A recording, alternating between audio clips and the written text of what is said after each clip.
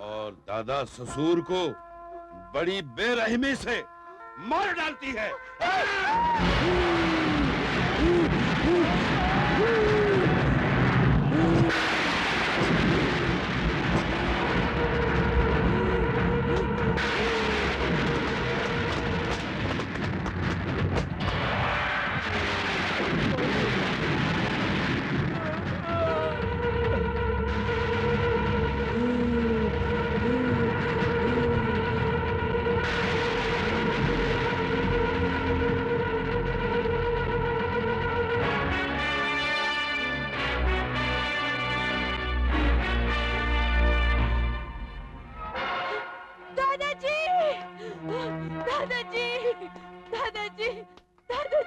दादाजी क्या हो गया? दादाजी अब सीढ़ियों से कैसे गिर गए? कोई है? दादाजी क्या हो? Hello, India gate police station. ACP साहब, ठाकुर भानु प्रताप का बाप मर गया। तो उसमें कौन सी नई बात है? उनकी उम्र हो गई थी ऊपर जाने की। ऊपर जाने की उम्र नहीं हुई थी, बल्कि उन्हें जबरदस्ती ऊपर भेजा गया है। क्या? हाँ, उनका खून किया गया है एसीपी साहब। आप कौन बोल रहे हैं? Hello hello.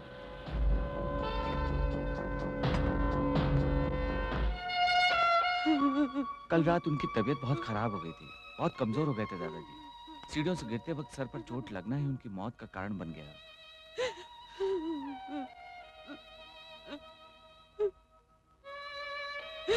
दादाजी की मौत की जिम्मेदार मैं हूँ।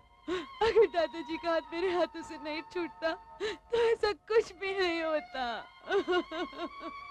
भाभी चुप हो जाओ, खामखा अपने आप को दोषी मत ठहराओ। अगर पुलिस वालों ने सुन लिया तो तुम्हारे साथ हम भी मुसीबत में पड़ जाएंगे।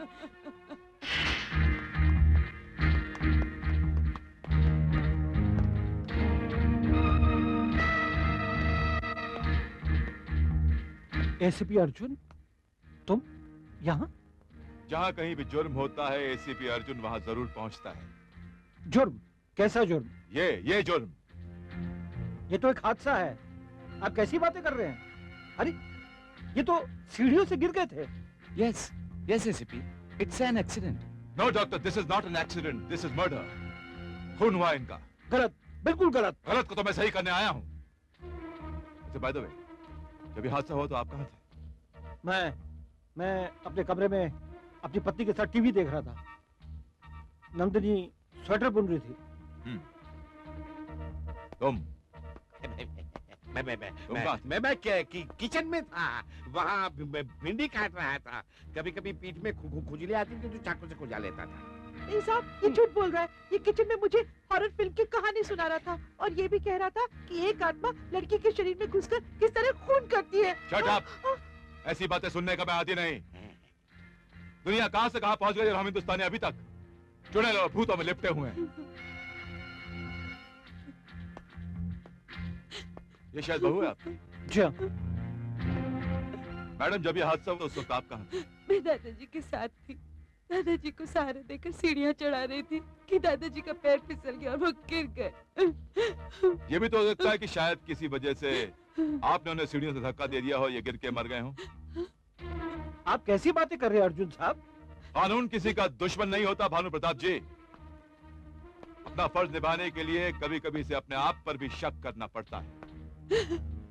कई बार ऐसा हुआ, it's happened so many times, कि बहुत ही भोली भाली और मासूम नजर आने वाली लड़कियों ने बड़ी बेदर्दी से अपने सास ससुर का खून किया है। लेकिन तुम्हारे दिल में ये शक कैसे आया कि किसी का खून हुआ? या मुझे एक अनजान आदमी का फोन आया था, उसने कहा कि खून हुआ है यहाँ।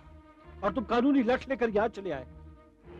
ये भी तो हो सकता है कि उसने तुम्हारे साथ मजाक किया। भानु प्रताप जी, मजाक करने वाले को भी कानून के डंडे के सामने आना पड़ता है।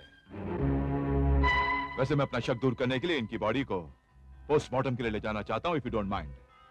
ठीक है, जैसे आपकी मर्जी। हवलदार जी साहब, बॉडी को पोस्टमार्टम के लिए ले चलो। Thank you very much. जुबान बाहर निकालो,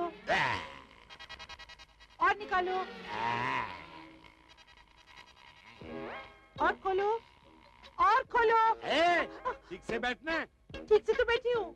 तुमने मेरी जबान को क्या भूतनी समझ के रखा है जो कब्र फाड़ के बाहर निकले और घूम घाम के वापस कब्र में घुस जाए? मैं देख रही थी कि तुम्हारी जुबान को किसी भूतनी ने कब्र समझकर तेरा तो नहीं डाल दिया है। अरे जिनी, तुमको क्या मेरा मुंह कब्रिस्तान दिखता है? अरे तुम्हारी खोपड़ी के भेजे में ये आइडिया आया कैसे? वो ऐसा है ना, तुम जब जब हॉरर फिल्म का कहानी सुनाता है ना, उसमें जो जो मरता है वो इस घर में भी मरता है। क्या? हाँ, तुमने दादाजी के बारे में मुझे बताया था कि दादाजी की मौत बहू के हाथों होती है और दादाजी मर गए। कहीं तुम्हारी जुबान काली तो नहीं है? अरे काली नहीं है, मेरी जुबान करामत वाली है। हाँ? मैं जो बोलता हूँ वही सच हो जाता है। अब मैं एक और कहानी तेरे को सुनाने वाला हूँ जिसमें दरवाजा खुलता है और एक नई बला घर में एंटर होती है। भैया, भैया, मुझे पता नहीं था कि आप इतने कठोर दिल के होंगे। माँ मरी, आपने खबर नहीं दी क्योंकि वो सौतेली थी, लेकिन हमारा बाप तो सगा है, उनके मरने की भी खबर आपने नहीं भिजवाई। वजह तो तुम अच्छी तरह से जानती हो। भैया, मैं लाख बुरी सही, लेकिन जन्मी तो इसी घर में हूँ। मैं जानती हूँ आप मेरी शक्ल भी देखना पसंद नहीं करते हैं, लेकिन क्या मुझे इतना भी अधिकार नहीं है कि मैं स्वाह होने से पहले अपने बाप का मुंह देख सकूं? सुनिए भाभी, भाभी, क्या मैं इतनी बुरी हूँ कि मुझे अपने बाप के घर आके उनकी मौत पर आंसू बहाने का भी अधिकार नहीं है? क्यों नहीं, खून के रिश्ते इतनी आसानी से थोड़ी ना टूटते हैं, क्योंकि वो तो भगवान के बनाए हुए होते हैं। भाभी, भाभी, मुझे तो सारा मिल गया। मैं तो आप पिताजी की बरसी करके ही जाऊंगी। हाँ हाँ, क्यों नहीं, तुम आराम से रहो। ओम प्रजापते नमः स्वाहा इदं प्रजापते नमः। ओम इंद्राय स्वाहा इदं इंद्राय नमः। ओम सोमाय स्वाहा इदं सोमाय नमः। स्वाहा स्वाहा। मंत्रों के जाप से पता चला है इस घर में गलत पैरों के पड़ने से एक के बाद एक मौत हुई है। पंडित जी, वो पाँव किसके हो सकते हैं? याद कीजिए, जब इस घर में पहली बार प्रवेश करने वाली बहू ने सिंदूर की थाली में पांव रखना चाहा था तो थाली गिर गई थी। कितना बड़ा अपशगुन हुआ था।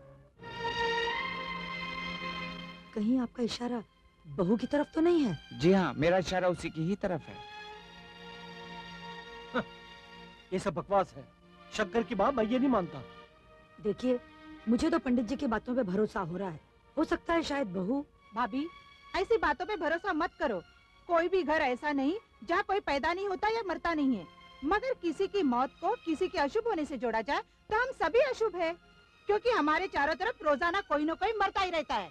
माँ, मेरी भाभी खरे सोने से बना वो गहना है जिस पर अशुभ का पानी नहीं चढ़ाया जा सकता। वो हमेशा चमकता ही रहता है। देखो बेटी, हर चमकने वाली चीज सोना नहीं हुआ करती। रागिनी, कामिनी, ने। अरे सुनिए। कहिए। अरे इधर इधर सुनिए। अरे आप आओ बालक आओ। आज मैं आपको एक ऐसी कन्या दिखाता हूँ। मुझे ये नहीं चाहिए, मुझे वही चाहिए। वही चाहिए? क्या बात है। अच्छा, आज एक बात बताओ, कौन सी फिल्म देख के आए हो? आज मैं सत्यम शिवम सुंदरम देख के आ रहा हूँ। बिल्कुल समझ गया। तो आज आपको जीनत अमन जैसी चाहिए। बिल्कुल सही।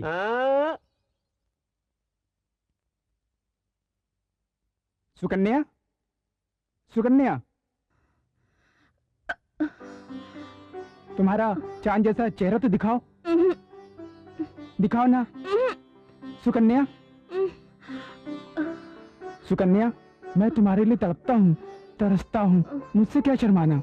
आओ अंदर चलते हैं, जल्दी चलते हैं, मुझसे रहा नहीं जा रहा है। चलो चलो डार्लिंग।